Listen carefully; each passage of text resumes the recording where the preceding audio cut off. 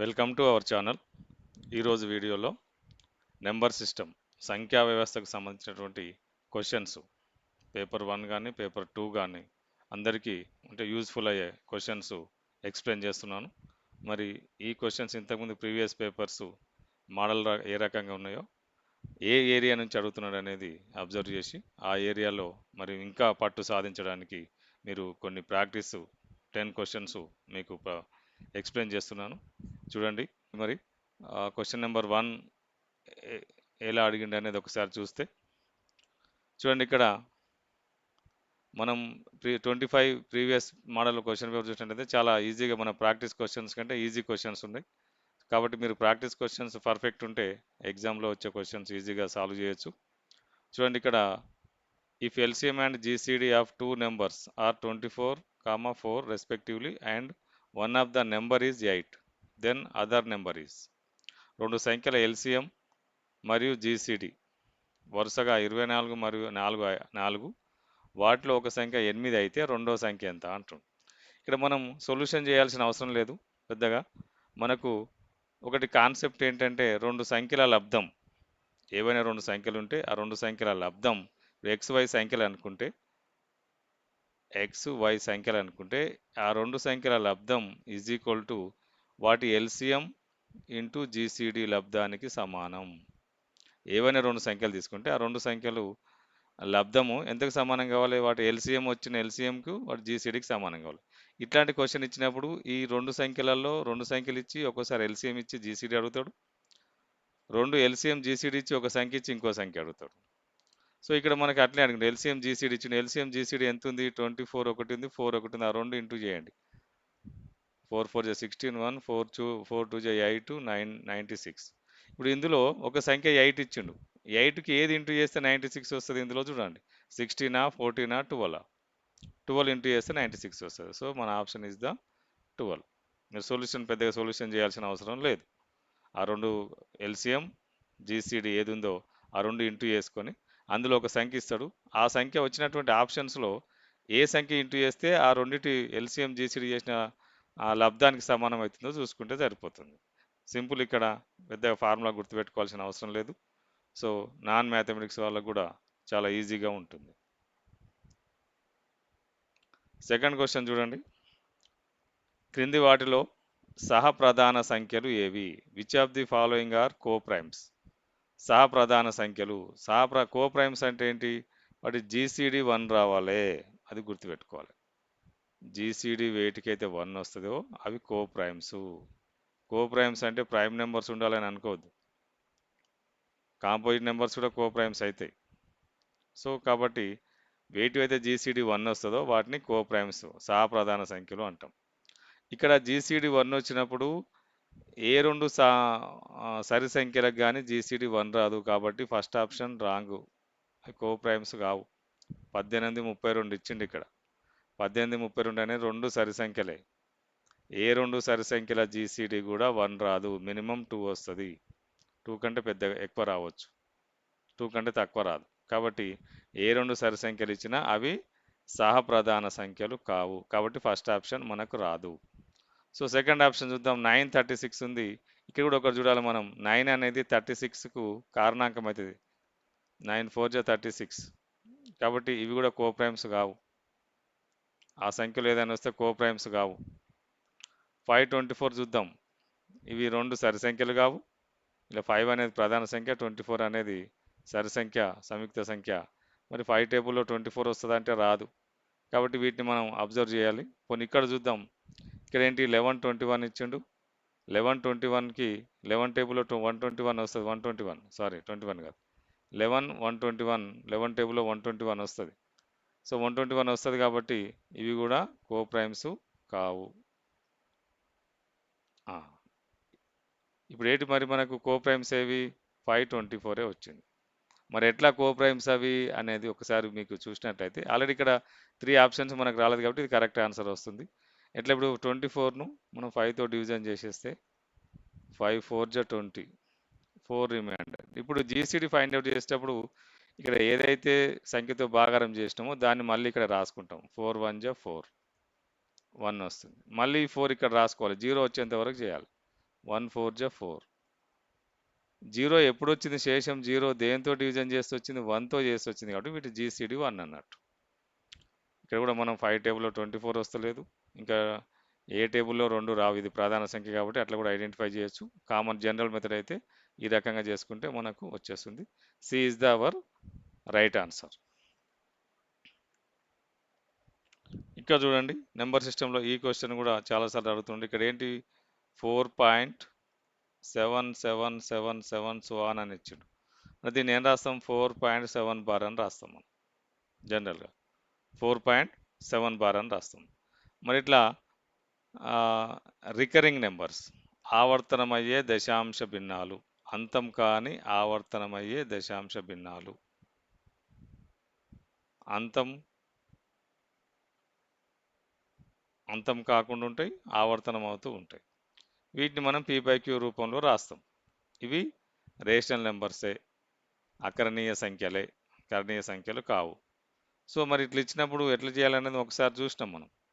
ఏం చేసినాం? ఇక్కడ 4.7 బార్ ఉంది కాబట్టి ఫస్ట్ మొత్తం సంఖ్య రాసుకోవాలి మనం. ఎంత ఉంది మొత్తం సంఖ్య? 47. మొత్తం సంఖ్య రాసుకున్న తర్వాత డెసిమల్ పాయింట్ తర్వాత ఏదైనా బార్ లేని సంఖ్యలు ఉన్నాయా? లేవు. బార్ ఉన్న సంఖ్యలే ఉన్నాయి. బార్ ఉన్న సంఖ్యలు ఉన్నాయి, ఒకటి ఉంది కాబట్టి 9 రాసుకుంటాము. మరి ఏమైనా బార్ లేని సంఖ్యలు ఉంటే 0 పెట్టుకుంటాం. బార్ ఉన్న సంఖ్యకి అయితే 9 రాసుకుంటాం. ఒకటే బార్ ఉన్న సంఖ్య ఉంది కాబట్టి 9. ఇదే రైట్ ఆన్సర్ మనకు. So first one is the right answer. 47/9. 43 కాదు, మళ్ళీ మీరు 4 దీంట్లో డివిజన్ చేస్తారని 47 రాసి 4 మైనస్ చేస్తారు, 43 ఇచ్చిండు చూడండి. 43/9 ఇచ్చిండు. ఎప్పుడు మైనస్ చేస్తాం మనం నెంబర్ను? ఇక్కడ ఏదైనా నెంబరు బార్ నెంబర్ లేకుండా ఉంటే దాన్ని మైనస్ చేసి అప్పుడు బార్ ఉన్న సంఖ్యలకు 9 రాసుకొని బార్ లేని సంఖ్యలకు 0లు పెట్టుకుంటాం. డెసిమల్ పాయింట్ తర్వాత రైట్ సైడ్ ఉన్న సంఖ్యలు మాత్రమే అప్లికబుల్ అది.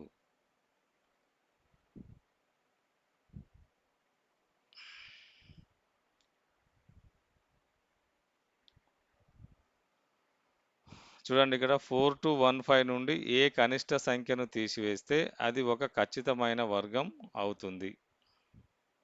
Find the least number must be subtracted from 4 to 15 to make it a perfect square. So ఇక్కడ 4 to 15 నుండి ఏ సంఖ్యను తీసేస్తే అది ఖచ్చిత వర్గం అవుతుంది అంటుంది.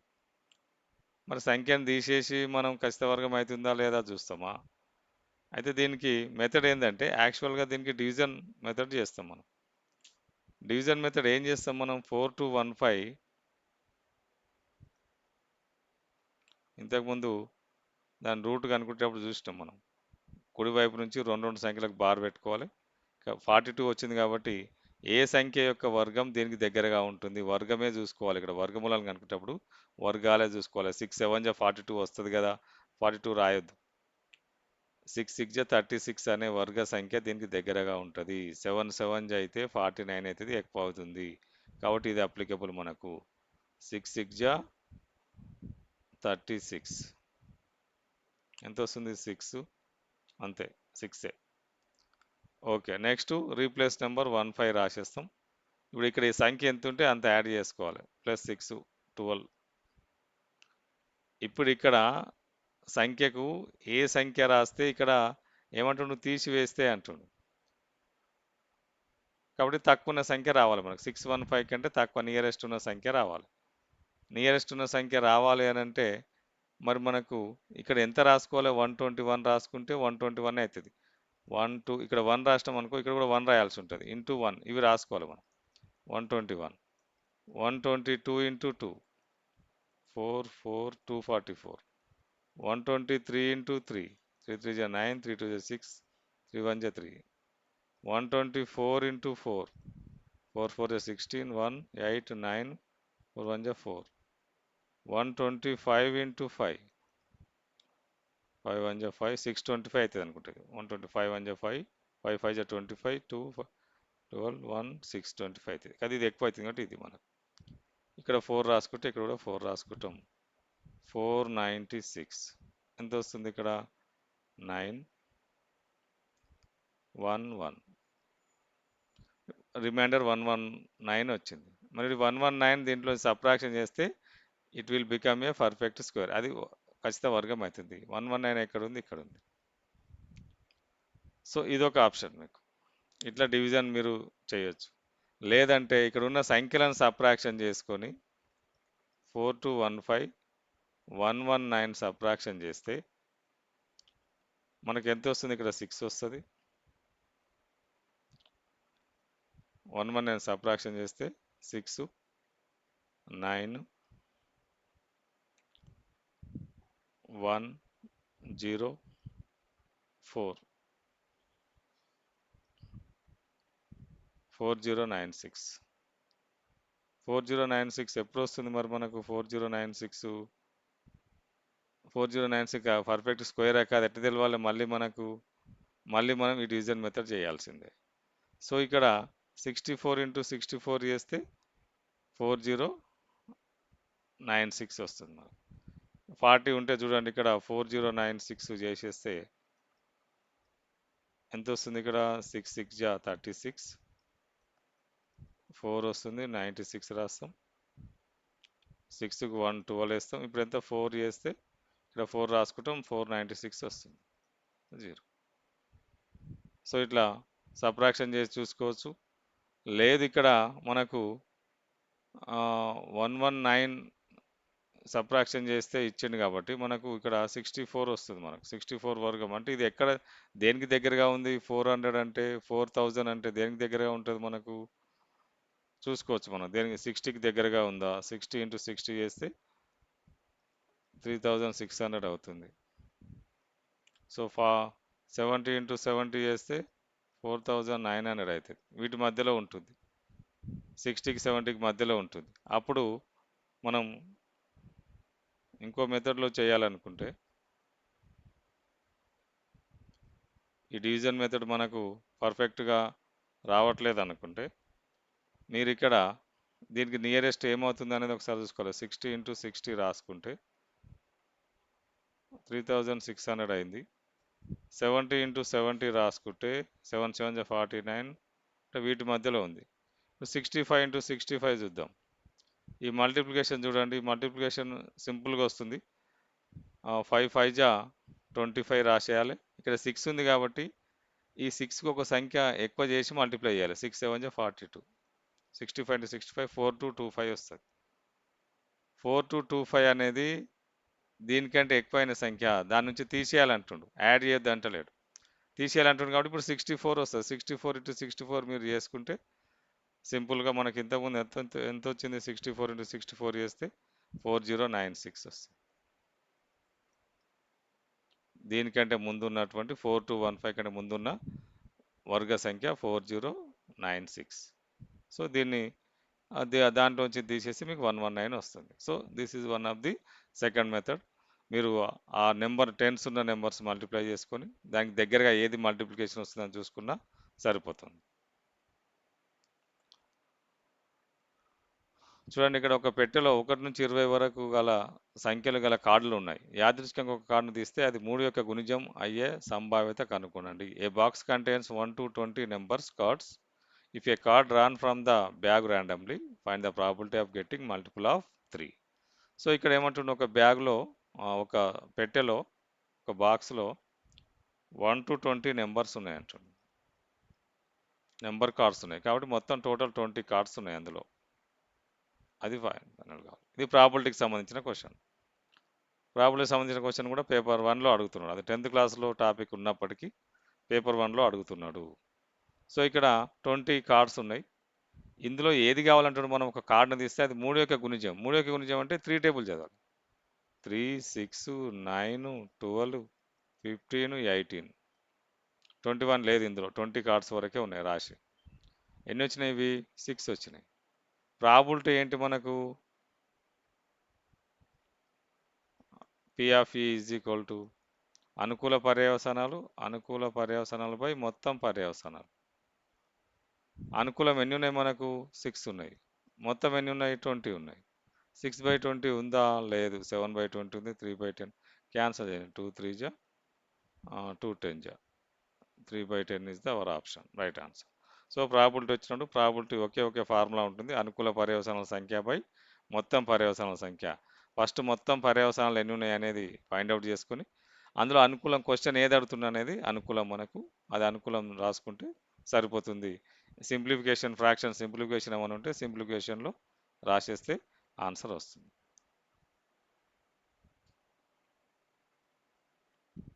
ఇక్కడ చూడండి క్వశ్చన్ నెంబర్ 6లో 24 యొక్క కారణాంకాల మొత్తం ఎంత అంటుంది. 24 యొక్క కారణాంకాల మొత్తం ఎంత అంటే 24 కారణాంకాలు రాసుకోవాల్సిందే మనం. కారణాంకాలు రాసేటప్పుడు సింపుల్గా రాసుకోవాలి. చూడండి మనం గజిబిజిగా రాసుకుంటే కన్ఫ్యూజ్ అవుతాం. 1 టేబుల్ నుంచి పోవాలి first. 1 into 24 okay. 2 table next 2 table వస్తుందా? 2 12 జా. 3 టేబుల్ వస్తుందా? 3 8 జా. 4 టేబుల్ వస్తుందా? 4 6 జా. 5 టేబుల్ వస్తుందా? రాదు. 6 టేబుల్ వస్తుందా? వస్తుంది. కానీ ఆల్రెడీ 6 రాసినాం మనం ఇక్కడ. కాబట్టి ఇక్కడికి ఆగిపోవాలి. ఇవే ఫ్యాక్టర్స్. 24కు ఇవి ఫ్యాక్టర్స్. ఏంటి ఏంటి వచ్చినాయి? 1 ఫ్యాక్టరే, 2 ఫ్యాక్టరే, 3 ఫ్యాక్టరే, 4 ఫ్యాక్టరే, 6 ఫ్యాక్టరే, 8 ఫ్యాక్టరే, 12 ఫ్యాక్టరే, 24 ఫ్యాక్టరే. 24 యొక్క కారణాంకాల మొత్తం ఎంత అంటుంది. ఇవన్నీ కారణాంకాలు. వీటన్నిటిని యాడ్ చేయాలి ఇప్పుడు మనం. వీటన్నిటిని యాడ్ చేసి ఎంత వస్తుంది? 24, 12, 36, 44, 50, 54, 57, 59, 60. 60 is the right answer. C is our right answer.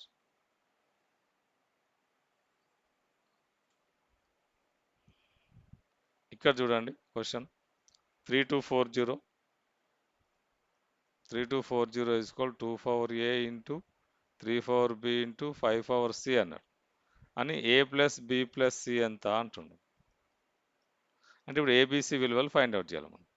ABC విలువలు ఫైండ్ అవుట్ చేయాలంటే మనకు రైట్ సైడ్లో 2 యొక్క ఘాతం, 3 యొక్క ఘాతం, 5 యొక్క ఘాతాలు ఉన్నాయి. కాబట్టి 3240 అని కూడా ఈ 2, 3, 5లు వచ్చే సంఖ్యలలో మనం రాసుకోవాలి. వాటిలలో వచ్చే క్వశ్చనే ఉంటుంది. వేరే నెంబర్ వచ్చే క్వశ్చన్ ఉండదు. సో ఇప్పుడు చూడండి, ఇప్పుడు 3240 అని మనం ఏం రాయొచ్చు? యూనిట్ ప్లేస్లో 0 ఉంది కాబట్టి 5 టేబుల్ రాద్దాం ఫస్ట్. 5 ఇంటూ 5 6 జా 30, 2 మిగులుతుంది 24, 5 4 జా 20, 40, 5 8 జా 40. ఓకే, ఇక మళ్ళీ 5 టేబుల్ రాదు. చూద్దాం. 3 టేబుల్ వస్తుందా? 14, 18 వస్తుంది. 3 టేబుల్ వస్తుంది. 3 2 జా 6, 3 1 జా 3, 3 6 జా 14, 5 ఇంటూ 3 ఇంటూ అగైన్ 3 టేబుల్ వస్తుంది.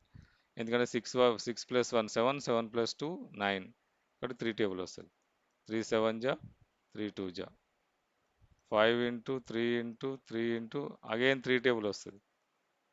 7 ప్లస్ 2 9 కాబట్టి 3 2 జా 3 4 జా అగైన్ 3 టేబుల్ వస్తుంది.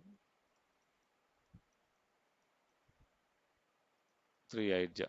ఎన్ని 3లు వచ్చినాయి? ఇక్కడ 3లు ఉన్నాయి, ఇక్కడ 4 వచ్చి ఓకే. అంటే 5 పవర్ 1 వచ్చింది, 3 పవర్ 4 వచ్చింది.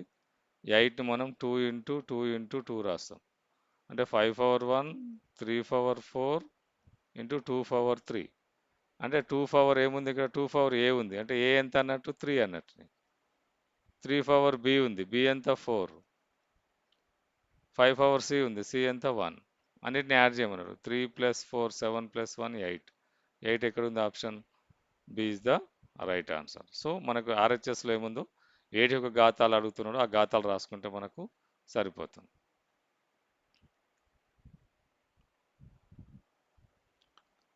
ప్రామాణిక రూపం అడిగాడు. చూడండి ఇక్కడ ఇవి ఇంతకుముందు కూడా డిస్కస్ చేసినాం.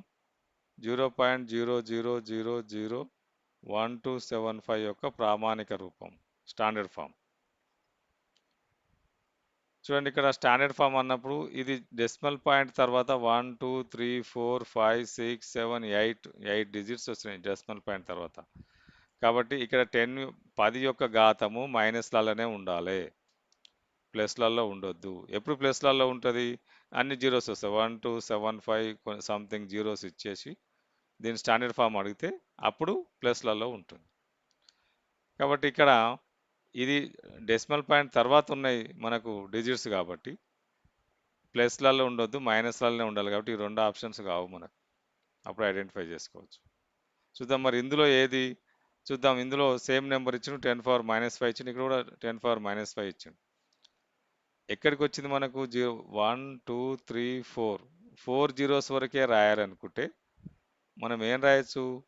0.1275 ఇంటూ 10⁻⁻4 అని రాయాలి. 10⁻⁻4 అని రాయాలి. కానీ ఇది లేదు, 1277. మరి డెసిమల్ పాయింట్కి 1 తర్వాత వచ్చింది ఇక్కడ కాబట్టి, ముందుకు వచ్చింది కాబట్టి ఆ సంఖ్య ఒకటి పెరుగుతుంది. 1.275 ఇంటూ 10⁻⁻5. సో సి ఇక్కడ, సి ఆప్షన్. ఓకే, సి కూడా ఉంది. C is the right answer. So ఇక్కడ మనకు ఎన్ని డెసిమల్ పాయింట్, ఒకవేళ 2 వరకు ఉందనుకోండి, 12.75 ఉంటే 10⁻⁻6 వస్తుంది. అదే డెసిమల్ పాయింట్ ఇంకా ముందుకు వచ్చింది అనుకోండి, 10⁻⁻7 వస్తుంది. అది లేదు, 1275 ఇంటూ కావాలంటే 10⁻⁻8 వస్తుంది. ఏది ఉన్నా రైటే. కాబట్టి అందులో మనం డెసిమల్ పాయింట్ ఇక్కడే ఉండాలని ఏం లేదు, ఎక్కడ ముందుకు మూవ్ చేసినా అది స్టాండర్డ్ ఫామ్ అవుతుంది.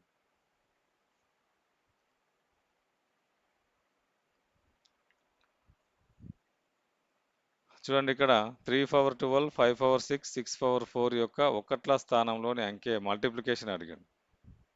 3/12 ఉంది, ఇంటూ 5/6 ఉంది, ఇంటూ 6/4 ఉంది. అంటే వీటన్నిటిని ఇప్పుడు మల్టిప్లై చేయాలా? 3ని 12 టైమ్స్, 5 6 టైమ్స్, 6 4 టైమ్స్ అంటే అవసరం లేదు.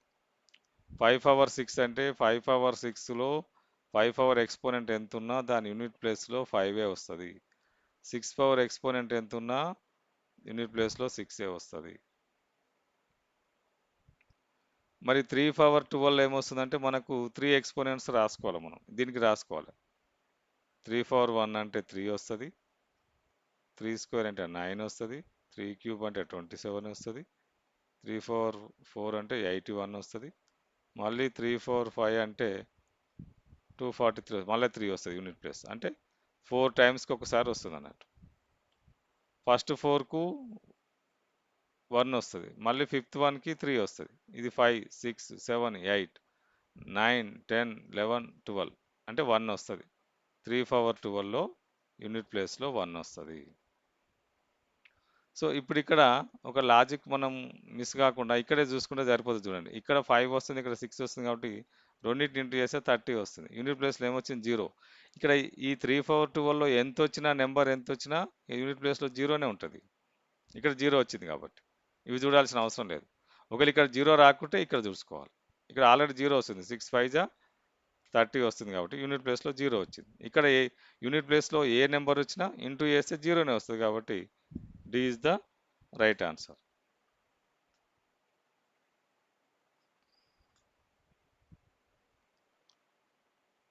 చూడండి, ఇక్కడ ఎక్స్ ఈజ్ ఈక్వల్ టు 7 - 4√3 అయితే ఎక్స్ ప్లస్ 1/x అడిగాడు.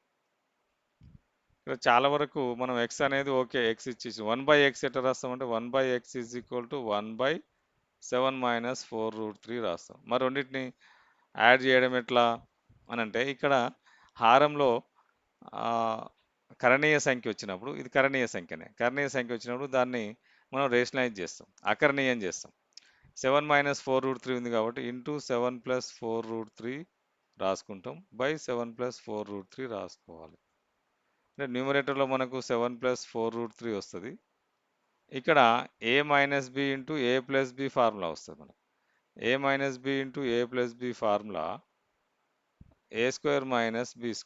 a² అంటే ఎంత వస్తుంది? 7² - b² అంటే 4√3 హోల్ స్క్వేర్. సరే, న్యూమరేటర్ అట్నే ఉంచండి. డినామినేటర్ సొల్యూషన్ చూడండి, 7² అంటే 49 మైనస్ ఈ స్క్వేర్ రెండింటికి వస్తుంది, 4కి వస్తుంది, √3కి వస్తుంది. 4² అంటే 16, √3² అంటే 3నే. 49 - 48 అంటే 1 వస్తుంది. డినామినేటర్లో హారంలో 1 వస్తుంది కాబట్టి లవంలో ఏముంటుంది? ఇదే ఉంటుంది. 1/x విలువ ఎంత అన్నట్టు ఇప్పుడు మనకు? 1/x is equal to 7 + 4√3. మరి x ఎంత? 7 - 4√3 ప్లస్ 7 + 4√3. ఈ రెండు సంఖ్యలు క్యాన్సిల్ అయితే మనకు మిగిలింది ఏంది? 7 + 7 14 is the right answer. So ఇట్లా ఇచ్చినప్పుడు మీరు ఒకటి అబ్జర్వ్ చేయాల్సింది ఏంటంటే, ఇక్కడ ఇచ్చినటువంటి 7 - 4√3 ఇచ్చిండు కదా, 7 - 4√3ని ఇంటూ 7 + 4√3 తోటి మల్టిప్లై చేయాలి. ఏ సంఖ్య ఇస్తే దాంతో దాని అకర్ణీయంతో మల్టిప్లై చేయండి. చేసినప్పుడు ఏమవుతుంది మనకి ఇది 49 మైనస్ 40 ఆల్రెడీ ఇక్కడ చేసినాం మనం. అంటే 1 వచ్చింది. ఎప్పుడైతే 1 వస్తదో ఈ 2 ఇక్కడ ఉన్న 7కు డబుల్ రాస్తే ఆన్సర్ అదే వస్తది. 7కు డబుల్ రాస్తే ఆన్సర్ అదే వస్తుంది. ఇప్పుడు 5 ప్లస్ సపోజ్ ఎగ్జాంపుల్ 5 ప్లస్ 2√3 ఉందనుకోండి ఎక్స్ వాల్యూ. 1/x వాల్యూ కూడా దానికి యాడ్ చేయము. x ప్లస్ 1/x ఎంత అని అడిగినాను. ఇప్పుడు దీనికి అకర్ణీయ కారణ రాశి ఏమొస్తుంది? 5 మైనస్ 2√3 వస్తుంది. ఈ రెండింటిని ఇంటూ చేసేస్తే మనకి ఏమొస్తుంది? 25 మైనస్ 2 స్క్వేర్ అంటే 4 6 ఇక్కడ 6 తీసుకుంటే చూడండి 2√6 తీసుకుంటే 2 స్క్వేర్ అంటే 4 వస్తుంది. 4 6 24 వస్తుంది. అంటే 1 వస్తుంది. అంటే హారంలో 1 వస్తుంది కాబట్టి ఇప్పుడు ఏం చేస్తాం? ఇక్కడ 5 ఉంది సంఖ్య కాబట్టి 5 ప్లస్ 5 10 రాసేస్తాం. ఆన్సర్ 10 వస్తుంది. సో అట్లా ఒకసారి అబ్జర్వ్ చేసుకుంటే మనకు ఇది ఇక్కడ 14 is the right answer. So మరి మీకు సంఖ్యా వ్యవస్థ నుంచి కూడా క్వశ్చన్స్ ఏ రకంగా అడుగుతున్నాడు ఏందనేది కూడా మీకు ఎక్స్ప్లెయిన్ చేయడం జరిగింది. నెక్స్ట్ నిష్పత్తి శాతాలలో కూడా క్వశ్చన్స్ అడుగుతున్నాడు, మరియు స్టాటిస్టిక్స్లో కూడా క్వశ్చన్స్ అడుగుతున్నాడు ఎక్కువ శాతం. కాబట్టి వాటి మీద కూడా కొన్ని ఇంపార్టెంట్ క్వశ్చన్స్ మీకు ఎక్స్ప్లెయిన్ చేసే ప్రయత్నం చేస్తాను.